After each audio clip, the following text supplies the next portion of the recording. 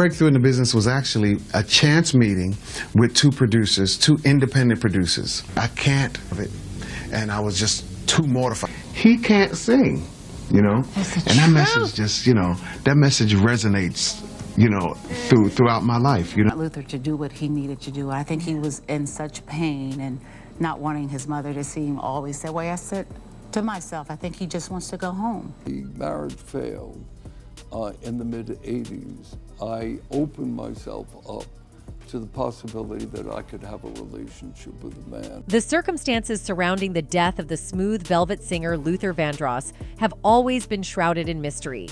Speculations about his and illness have persisted since day one, yet only his closest friends, including Patti LaBelle, truly know the truth. LaBelle has been outspoken about Vandross's passing and the actual cause behind it, and now it appears that people are finally willing to embrace the reality she shared. Patti LaBelle caused a stir online when she revealed a long-held secret about R&B icon Luther Vandross during a live television interview. In an appearance on Bravo's Watch, What Happens Live? With Andy Cohen, LaBelle confirmed rumors that had circulated for years. Vandross was gay. Additionally, she shared that her close friend and fellow musician grappled with the decision to come out publicly throughout his life.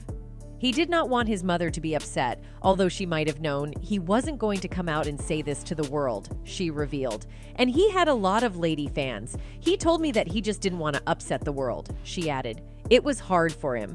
The concept of outing carries significant weight within the LGBTQ community. Throughout history, disclosing one's S or gender identity, even voluntarily, has been perilous in a society where LGBTQ individuals face ridicule and often physical harm. Despite advancements in civil rights and societal acceptance, coming out continues to be a courageous act. For Black individuals who identify as LGBTQ, the stakes are even higher. It's undoubtedly a daunting thought to consider the internal struggle Luther Vandross must have faced contemplating the prospect of being an openly gay Black man during the peak of his music career in the 1980s. As a celebrated S symbol in the R&B world, deeply intertwined with the African American church and broader Black culture, his revelation would have undoubtedly reverberated through the community. Luther Vandross's lifestyle has been the subject of rumor and in an era where homophobia and the pressure of toxic masculinity loomed large, Vandross lacked the assurance of being accepted and loved for his talents regardless of his S. The absence of a supportive historical context would have only added to his uncertainty and anxiety. To being gay, though. That was the interesting thing, is because I remember reading this interview before he passed. And yeah, so maybe I shouldn't. Luther, I don't know. Indeed, while figures like Boy George and Elton John were visible in the pop world, Luther Vandross would have stood as a singular presence in the R&B realm as an openly gay artist. Being a trailblazer in the face of such oppression is undeniably daunting, especially when navigating the intersecting challenges of racism and homophobia. During that era, male musicians often carried the weight of being a fantasy for female fans. For Luther Vandross, whose velvety voice captivated audiences, being gay was perceived as detrimental to his marketability. The real tragedy lies not in Patti LaBelle outing Vandross without his consent, but in the societal pressure that forced him to conceal his true self. 80 fans, and he told me that he just didn't want to upset the world. In truth, Vandross seemed indifferent to the speculation surrounding his S. He neither confirmed nor denied it. His silence speaks volumes about the constraints placed upon him by societal expectations and the music industry at the time. In a 2001 interview with Vibe, Vandross jokingly responded to the years-long chatter about his S. "What do you want to know?" he asked. "Am I bi-coastal? Yeah, I have houses in Beverly Hills and New York. I know that I'm paying a price for being so private, and I do wonder if it's worth it," he added. Who would have wanted to come out in such a nasty climate? Nothing about being out at that time seemed safe or worthwhile. Like any Black gay man, closeted or not, Vandross only desired what anyone wanted out of life: love and happiness. In the same Vibe interview, Vandross admitted that he had never been in love. "I'm still waiting," he said. "The time that I've spent being in love has never been reciprocated.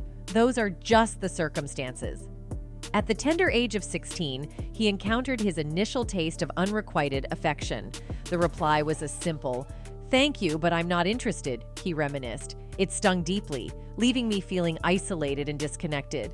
I yearn for the simple joys of domestic life," he confessed. I long for someone who isn't bound by employment to genuinely care about my whereabouts. Maybe that is why he never married in his life.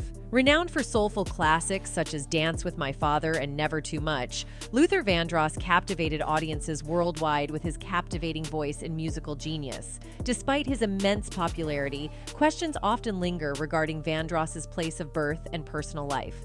Vandross never married and did not have children during his lifetime. According to his close friend and colleague Bruce Valanche, Vandross shared a significant relationship with a man during the late 1980s and early 1990s, although the identity of his partner remains undisclosed. Patti LaBelle also affirmed this aspect of Vandross's life in December 2017, shedding light on this aspect of his personal journey. Ironically, a man celebrated for serenading audiences worldwide with love songs, crafting a timeless soundtrack for generations, found himself unfamiliar with the very love he sang about. It remains uncertain whether Vandross ever did encounter that fairy tale love before his passing. Nevertheless, it's saddening that he grappled with the challenge of openly embracing his true self. Now in your life? Depends on when you ask me whether or not it's a good place. Are you happy? Even in 2017, while we are witnessing improved LGBTQ representations in media, there's a notable absence of such representation in music, particularly within the R&B genre. Presently, Frank Ocean stands as the sole openly gay black man in mainstream R&B. This stark reality highlights the considerable distance we still need to traverse toward inclusivity and representation. Regrettably, we'll never ascertain whether Luther would have felt empowered to come out, akin to his former J Records boss, Clive Davis, who did so in 2013. What remains clear is that Luther's obscured truth is a product of an industry and a society tarnished by bigotry. Should Patti LaBelle have felt compelled to confirm Vandross's S? Perhaps not. However, what truly matters little is that Vandross spent his 54 years living to meet others' expectations, constrained by societal pressures that hindered his authenticity. On top of everything, Luther dealt with health issues like diabetes, the same disease that claimed his father's life. In '86, he was involved in a car crash where tragically one of his close friends lost their life. Luther faced a charge of vehicular manslaughter, but it was later reduced to reckless driving, mainly due to speeding. In the 90s, Luther's career was on fire. He teamed up with Mariah Carey for a K.R. duet on Endless Love in '94, hitting the top 40. Plus, he dropped his own version of Always and Forever, which shot straight to known $1 on the R&B charts, becoming a signature track for him. Not only in his professional life, but in his personal life also, he was always a caring colleague, and he always cared for his friend Whitney Houston. Many people, like Luther, suspect eerie circumstances surrounding Whitney's death, suggesting a potential mystery. What's particularly concerning is the reported meeting between Whitney and Clive Davis shortly before her demise, followed by her being found dead not long after. As the investigation intensifies, focus is increasingly turning towards Clive. Reports showed she drowned in her bathtub accidentally because of cocaine and heart disease. But Paul Hubel, he says that is not the case. He is sending key evidence to the FBI. Clive Davis is a highly influential figure in the music industry, renowned for his immense power and track record of success. He notably launched Arista Records, where he signed numerous major black acts, showcasing his talent for spotting musical potential. His roster of signed artists is impressive and includes Patti Smith, The Outlaws, Eric Carmen, Exposé, Ace of Base, Air Supply, Dionne Warwick, Ray Parker, and Radio, Aretha Franklin, and Alicia Keys. Davis also played a key role in giving Puff Daddy Puffy his start in establishing Bad Boy Records. However, his most significant success came from discovering and nurturing Whitney Houston's career. But it seems like Luther knew Clive's real intentions. Luther Vandross is one of the most loving and soft-hearted artists of the industry. Whenever his name is mentioned, a soft and velvet emotion arises. Now, we all love Luther Vandross and are fans of his, but for there to be light, there must be darkness. And today, we'll try to shed some light into what that darkness felt like for Luther Vandross, the scandals that haunted him until death. With her, when the picture was inescapable, there were two times, one live, where she came to my home, where we had a person. Luther Vandross was basically the king of R&B in the 80s and 90s, but even before he hit that big time, he was hustling hard in the music scene. Born in Manhattan in '51, he was the youngest of 4. Sadly, his dad passed away when he was just a kid, but his mom made sure music was always blasting in their home, especially gospel, soul, and doo-wop. Luther's big sis, Patricia, was part of a doo-wop crew called the Crests, and they had a hit in '58 with 16 Candles. Despite a tough road, Luther's talent and dedication never wavered. Even after a stroke in '03 slowed him down, he still kept winning Grammys and making magic with his music. Artist that begins and ends with the voice. In high school, Luther Vandross fell hard for the soulful sounds of Motown's girl groups and the gospel vibes of artists like Aretha Franklin and Cissy Houston. With dreams of a music career, he gave college a shot at Western Michigan University, but his heart was set on something bigger. Hello, everybody. I wish I could be with you there tonight. I want to thank everyone. His big break came in '72 when a song he penned, Everybody Rejoice, made it into the Broadway hit The Wiz. But the real game changer was landing a gig as a backup singer for David Bowie, where he also got to flex his vocal arranging skills on Bowie's Young Americans album. He was at the very top of all-time male singers. He was one of a kind. After that, Luther was in demand as a backup singer and arranger for a bunch of big names. From Bette Midler to Barbra Streisand, he even made some cash on the side singing jingles incognito. In the late '70s, he got busy recording under different names and jamming with groups like Bionic Boogie and Change. You might have even heard his smooth voice on Chic's hit, Dance, Dance, Dance. During the '70s, while he was still grinding to the top, Luther did some voice work for commercials, like for Kentucky Fried Chicken, and provided backup vocals for some heavy hitters like David Bowie, Chaka Khan, and Donna Summer. He even sang with Nile Rodgers and Bernard Edwards in a group called Luther before they went on to form Chic. But Luther wasn't settling.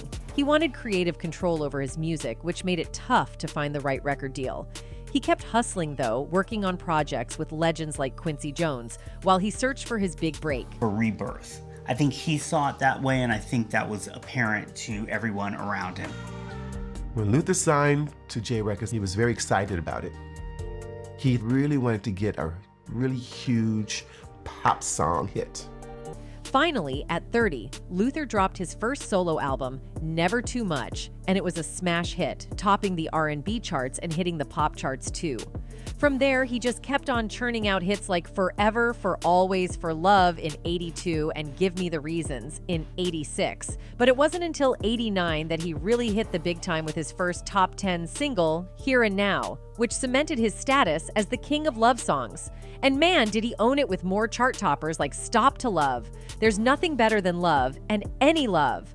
The album shot straight to the top of the R&B charts and sold over 1 million copies, officially launching him into stardom. Luther had become a household name among Black audiences, but he couldn't quite crack the wider pop scene, and that seemed to frustrate him at times. Despite his immense talent and success, he was still hungry for more. I didn't buy blonde wigs. I didn't walk differently, he told one reporter in 1995. One of the things I admire most about, let's say, Aretha is that she got crossover success based on her own terms, own talent, own approach. In the 90s, Luther kept pushing boundaries and reaching new fans. His album Power of Love in '91 helped him expand his audience even further, and he scored big-time duets with pop icons like Janet Jackson and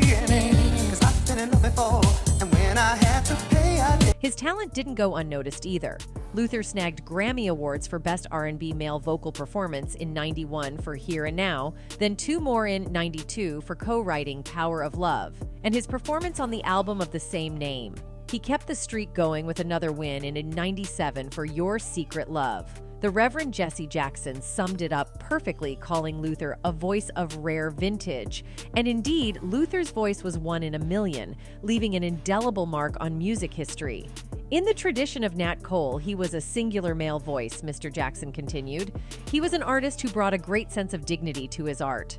Luther's singing style was all about simplicity and grace, with smooth vocals and impeccable timing.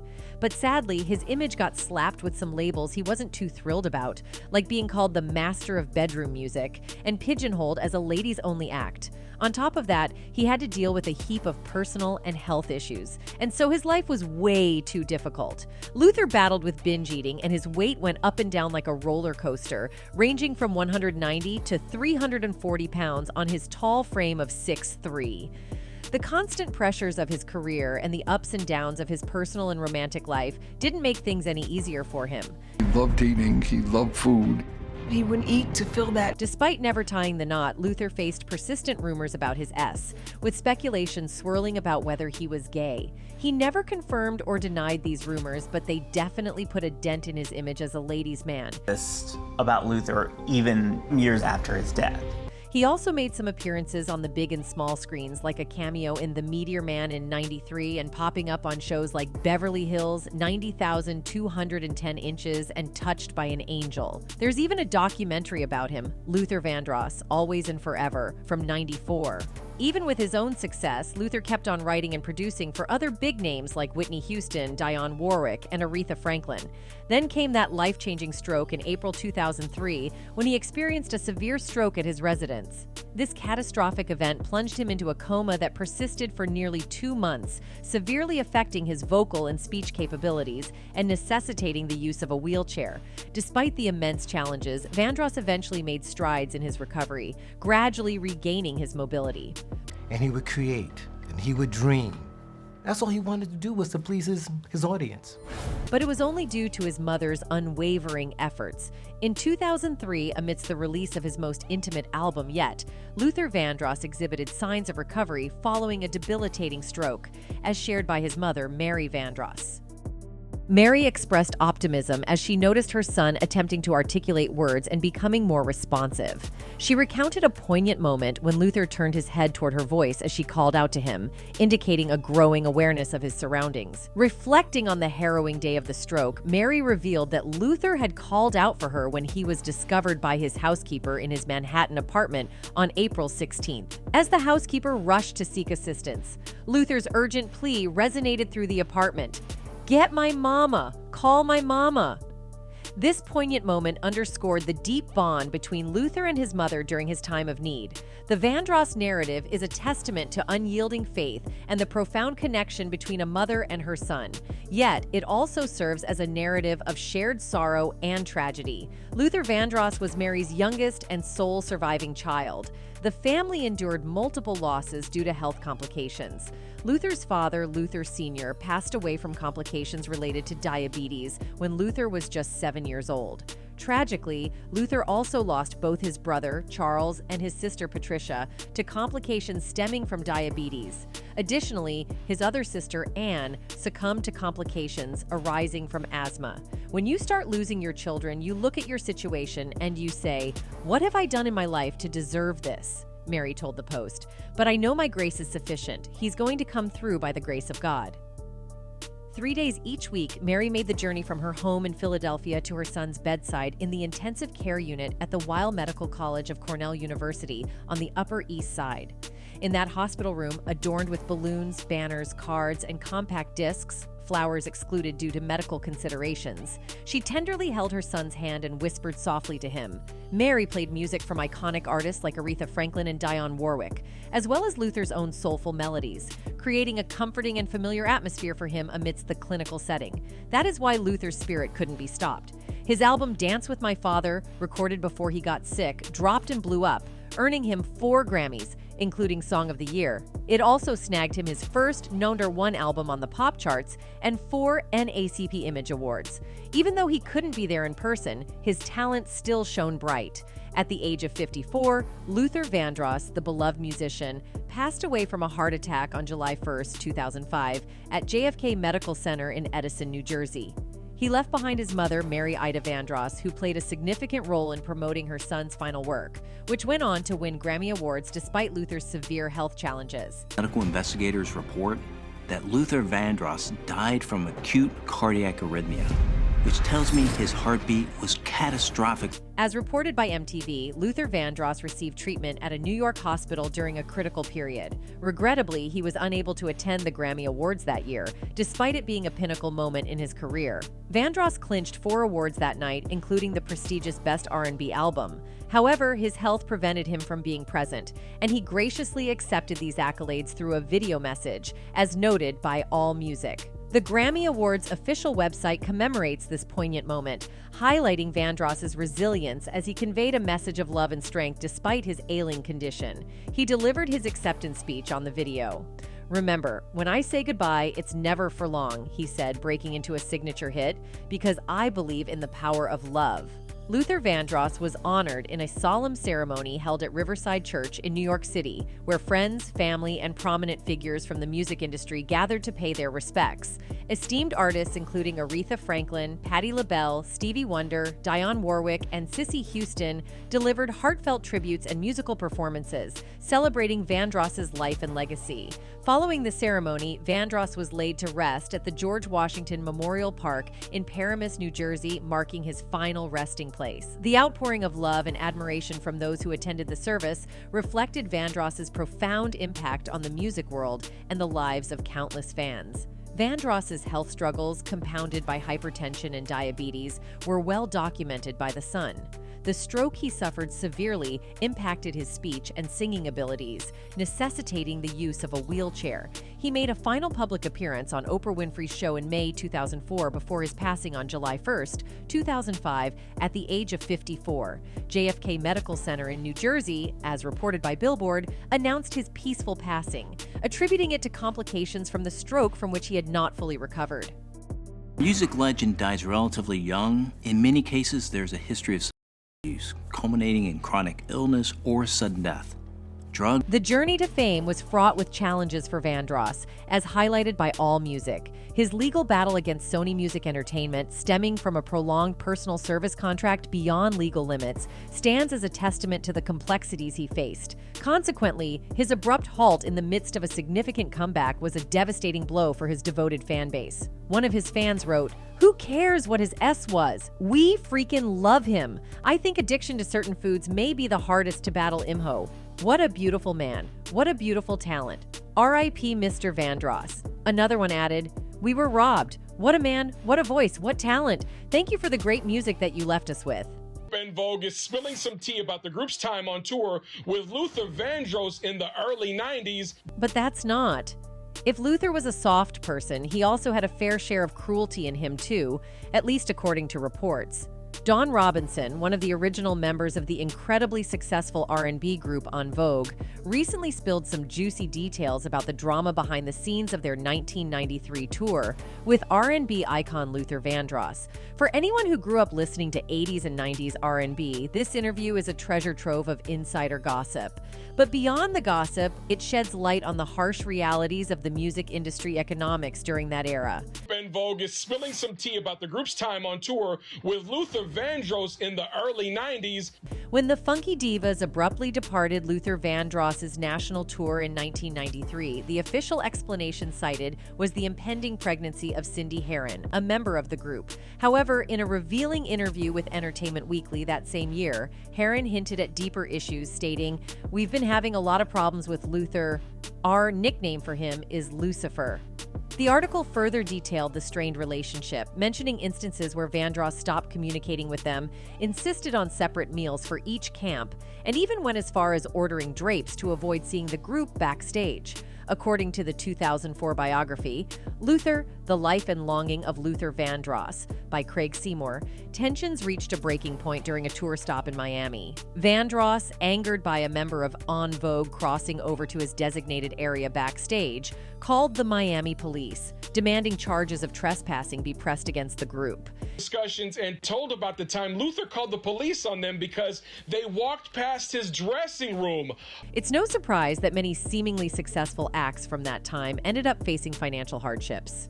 Despite En Vogue's album Funky Divas achieving triple platinum status in the US and selling over 5 million copies worldwide, the group found themselves in dire financial straits, forced to embark on the tour out of desperation for money. It's a sobering reminder of the challenges faced by even the most celebrated artists of the time, like TLC and Toni Braxton. Due to their desperate financial situation, En Vogue found themselves agreeing to a shockingly unfair contract orchestrated by Luther Vandross's management.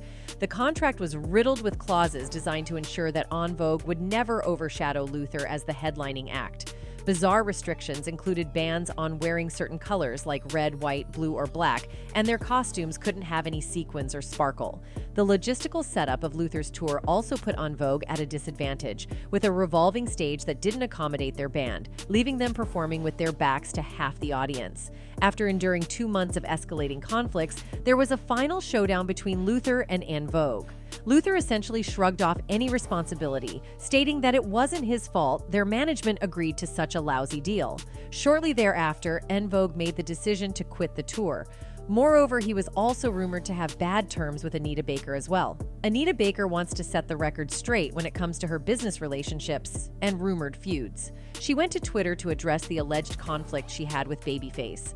Baker, who has been facing backlash since May for allegedly blocking Babyface from opening for her at the Songstress tour in Newark, New Jersey, replied to people who continue to blame her for how the situation unfolded at the concert. "Dear Sir, Live Nation took full responsibility," Baker said in response to one person's tweet. "I went on my stage at the appropriate time, did my job without benefit of full production." Baker also denounced the long-time rumors about her beef with R&B singer-songwriter Maxwell, as well as legendary artist Luther Vandross. "I have never been in concert with my friend Maxwell. I did. My job, lifelong profession. Your public statements are false," Baker said in response to the person who accused of her slighting Vandross and Maxwell in the past.